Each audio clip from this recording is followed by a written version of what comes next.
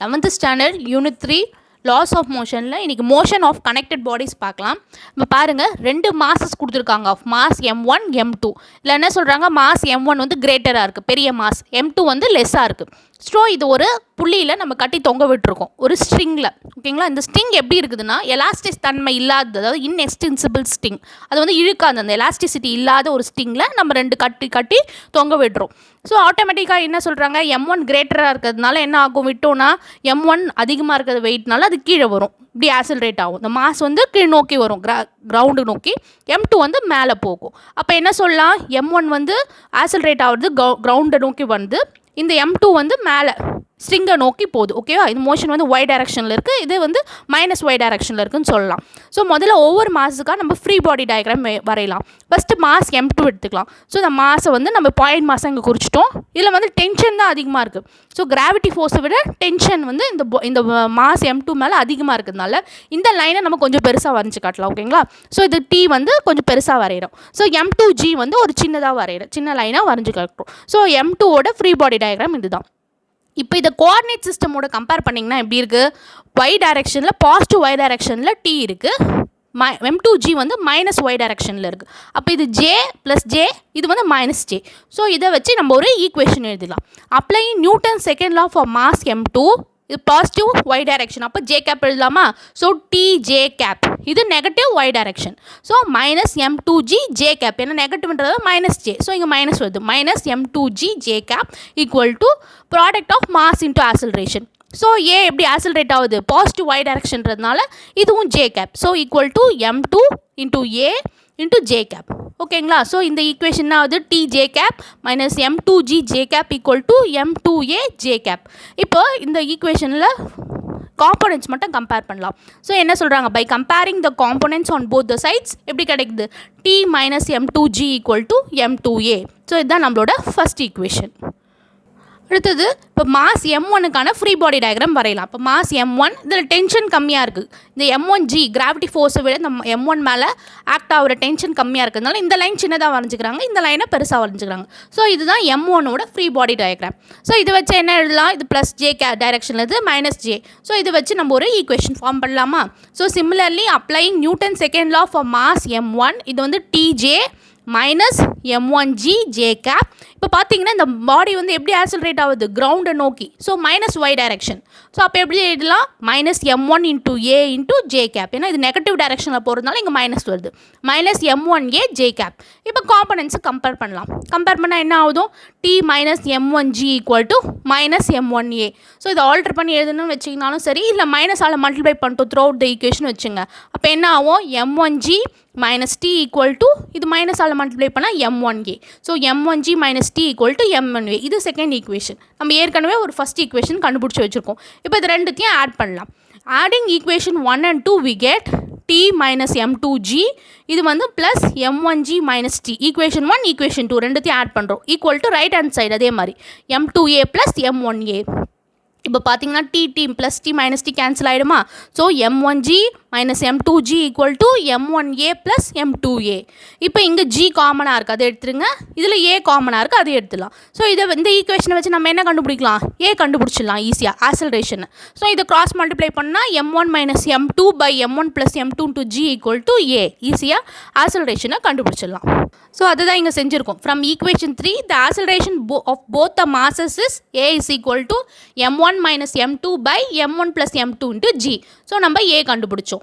இப்போ ரெண்டு மாசு ஈக்குவலாக இருக்குன்னு வச்சுங்க, நமக்கு எப்படி சொன்னோம், m1 கிரேட்டர் m2 லெஸ்ன்னு சொன்னோம். இப்போ ரெண்டு மாசு ஈக்குவலானால் என்ன ஆகிடும், ஆக்சலரேஷன் வந்து 0 ஆகிடும். அதுதான் சொல்கிறாங்க, the both the masses are equal, m1 equal to m2 from equation 4, a will become 0, a equal to 0. a கண்டுபிடிச்சிட்டோமா. அடுத்தது இப்போ டி கண்டுபிடி, tension acting on the string, substitute the acceleration from the equation 3 into equation 1. So ஏவோட வேல்யூவை நம்ம equation 1ல் substitute பண்ணுறோம். T minus m2g equal to m2a. So ஏக்கு பதில் ஏ வேல்யூ இங்கே கண்டுபிடிச்சோம் இல்லையா, சப்ஸ்டியூட் பண்ணால் என்ன ஆகும், T minus m2g equal to m2 into m1 minus m2 by m1 plus m2 into g. இப்போ இது நெகட்டிவ் சைனில் இருக்கிற மைனஸ் m2g இந்த லெஃப்ட் ஹேண்ட் சைடில் இருக்குது, இந்த ரைட் ஹேண்ட் சைடில் கொண்டு போயிடலாம். இன்னும் நமக்கு டி தான் தேவை. So T is equal to இந்த மைனஸில் சைனில் இருக்குது, ரைட் ஹேண்ட் சைட் போனால் ப்ளஸ் ஆகிடும். So m2g plus m2 into m1 minus m2 by m1 plus m2 into g. So நமக்கு இந்த ரெண்டு டேர்ம்லையும் பார்த்தீங்கன்னா m2 காமனாக இருக்குது. ஸோ அதை வெளியே கொண்டு வந்துடலாம். அப்போ என்ன ஆகும்? t is equal to m2g into 1 plus m1 minus m2 by m1 plus m2. இப்போ இதுக்கு LCM எடுத்தோன்னா என்ன ஆகுது? m2g into m1 plus m2 plus m1 minus m2 by m1 plus m2. So plus m2 minus m2 cancel ஆகிடுது. ரெண்டு m1 இருக்கிறதுனால நம்ம என்ன எழுதலாம்? 2m1. So m2g into 2m1 by m1 plus m2. இப்போ இது m2 உள்ளே கொண்டு போயிட்டுன்னா 2 into m1 m2 by m1 plus m2 into g. So நம்ம t கண்டுபிடிச்சிட்டோம். இப்போது இதுக்கு முன்னாடி ஆக்சிலரேஷன் ஏவும் கண்டுபிடிச்சிட்டோம், இப்போ டி கண்டுபிடிச்சோம். பட் ஏ வந்து மேக்னிடியூட் வைஸ் மட்டும் தான் நம்ம கண்டுபிடிச்சோம். இப்போ ஒவ்வொரு மாசஸ்க்கும் அதாவது அதோட வெக்டர் ஃபார்மில் நம்ம இப்போ எழுதலாம். ஸோ அப்படி எழுதணும்னா for masses m1 the acceleration vector is given by a vector. எப்படி போகுது? அது நெகட்டிவ் டைரக்ஷனில் m1 மூவ் ஆகிறதுனால நெகட்டிவ் சைன் கொடுக்குறோம். So a vector equal to minus m1 minus m2 by m1 plus m2 into j cap. For mass m2 the acceleration vector is given by a vector. இப்போ mass m2 வந்து positive y டைரக்ஷனில் move ஆகுது. So அப்போ positive j cap. So a vector equal to m1 minus m2 by m1 plus m2 into j cap. So case 1க்கு நம்ம t கண்டுபிடிச்சிட்டோம். acceleration for each மாஸஸும் கண்டுபிடிச்சிட்டோம். இப்போ கேஸ் 2 பார்க்கலாம். Horizontal motion. ஹாரிசான்டல் மோஷனில் ரெண்டு மாசஸ் கொடுத்துருக்காங்க, m1 m2. இப்போ m2ன்ற மாஸ் ஒரு டேபிளில் வச்சுட்டு ஒரு ஸ்டிங் மூலமாக m1ன்ற மாஸை நம்ம கட்டி தொங்க விடுறோம். ஸோ இப்போ இதுக்கு ஒவ்வொரு மாசஸ் மேலேயும் நம்ம என்னென்ன ஃபோர்ஸ் ஆக்ட் ஆகுதுன்னு பார்க்கலாம். First mass m2. The forces acting on the mass m2 are downward gravitational force m2g, upward normal force exerted by the surface, and horizontal tension exerted by the string. இப்போ பார்த்தீங்கன்னா m2 மேலே ஒரு gravitational force act ஆகும்.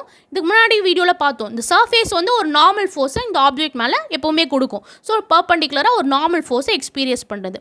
அதுக்கப்புறம் இந்த ஸ்டிங்கில் கட்டியிருக்குள்ள புள்ளி இல்லை, so இது ஒரு டென்ஷனை இந்த டைரெக்ஷனில் ஹாரிசான்டலாக எக்ஸ்பீரியன்ஸ் பண்ணுது. So horizontal tension exerted by the string. So இந்த மாஸ் வந்து இந்த மாதிரி 3 ஃபோர்ஸஸை எக்ஸ்பீரியன்ஸ் பண்ணுது.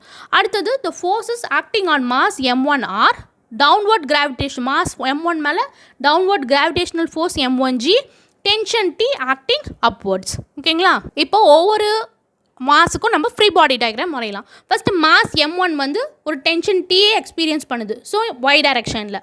அப்புறம் ஒரு டவுன்வர்ட் ஃபோர்ஸை கிரவுண்ட்வர்ட் கிராவிடேஷனல் ஃபோர்ஸை எக்ஸ்பீரியன்ஸ் பண்ணுது, ஸோ m1g. இப்போ இதோட மோஷன் எப்படி இருக்குது? நெகட்டிவ் y டைரெக்ஷனில் இருக்குது. m1a வந்து எப்படி இருக்குது? நெகட்டிவ் y டைரெக்ஷனில் இருக்குது. ஸோ இதை வச்சு நம்ம ஒரு ஈக்குவேஷன் எழுதலாமா? Applying Newton second law from m1 t minus t j cap minus m1g j cap equal to motion negative டைரெக்ஷன்றதுனால minus m1a j cap along y direction. இப்போ காம்பனன்ட்ஸை கம்பேர் பண்ணலாம். So t minus m1g equal to minus m1a. இப்போ அடுத்தது mass m2க்கு நம்ம ஒரு free body diagram வரையலாம். ஸோ m2 என்னென்ன எக்ஸ்பீரியன்ஸ் பண்ணுறது? ஒரு டவுன்வர்ட் கிராவிடேஷனல் ஃபோர்ஸ், ஒரு நார்மல் ஃபோர்ஸ், ஒரு ஹாரிசான்டல் ஃபோர்ஸ். ஸோ இது மூணுத்தையும் எக்ஸ்பீரியன்ஸ் பண்ணுது. இப்போ பார்த்தீங்கன்னா இது இவ்வளோ நேரம் y டைரெக்ஷனில் பார்த்துட்ருக்கோம். இப்போ x டைரெக்ஷனில் நம்ம ஒரு ஃபோர்ஸை நம்ம இங்கே வரைஞ்சிருக்கோம். ஸோ இப்போ m2ன்றது எப்படி போகுது? பாசிட்டிவ் x டைரெக்ஷனில் போகுது. ஸோ அப்போ எப்படி எழுதணும்? ஐ கேப் யூஸ் பண்ணி நம்ம ஈக்குவேஷன் எழுதணும். புரியுதுங்களா? இவ்வளோ நேரம் நம்ம y டைரெக்ஷனில் மோஷன் இருந்ததுனால j கேப் யூஸ் பண்ணோம், positive j cap minus negative j கேப்னு. ஸோ இப்போ இது வந்து எக்ஸ் டைரெக்ஷன்றதுனால ஐ கேப் வச்சு எழுதலாம். ஸோ இதுக்கு எப்படி எழுதலாம்? T I cap is equal to m2a I cap along X direction. So by comparing the components on both the sides T is equal to m2a. there is no acceleration along y direction. பார்த்தீங்கன்னா y டைரெக்ஷனில் இந்த gravitational ஃபோர்ஸும் normal ஃபோர்ஸும் ஒவ்வொன்று balance பண்ணிக்கிறதுனால இந்த பக்கம் எந்த ஒரு மோஷனும் இல்லை. So அதுதான் சொல்கிறாங்க, there is no acceleration along y direction for mass m2. So nj cap minus m2g j cap equal to 0. ஏன்னா இந்த மோஷன் இருக்கிறதுனால equal to 0. By comparing the components on both the sides, the above equation becomes n minus m2g equal to 0. So n is equal to m2g. So the normal force or gravitational force on mass m2 ஒன்றுக்கு ஒன்று balance பண்ணிக்குது. அப்போ அங்கே எந்த மோஷனும் இல்லை. Substitute equation 7 in equation 6. equation 7 என்னன்னா t is equal to m2a.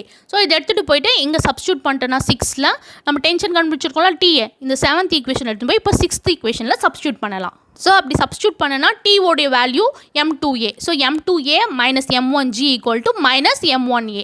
So இப்போ m2a இங்கே இருக்குது, இந்த m1a மைனஸ் சைனில் இருக்கிறத லெஃப்ட் ஹேண்ட் சைடு கொண்டு வந்தால் ப்ளஸ் ஆகிடுது ப்ளஸ் M1A. இது ரைட் ஹேண்ட் சைடு கொண்டு போயிட்டுனா equal to M1G. So M2A plus M1A is equal to M1G. இதில் ஏ காமனாக இருக்கா? ஸோ ஏ வெளியே எடுத்துட்டோன்னா M1 plus M2 is equal to M1G. So இதுலேருந்து ஏ கண்டுபிடிச்சலாம். A is equal to M1 by M1 plus M2 into G. So T is equal to M2 into M1 plus M1 by M1 plus M2 into G. So T is equal to M1 M2 by M1 plus M2 into G.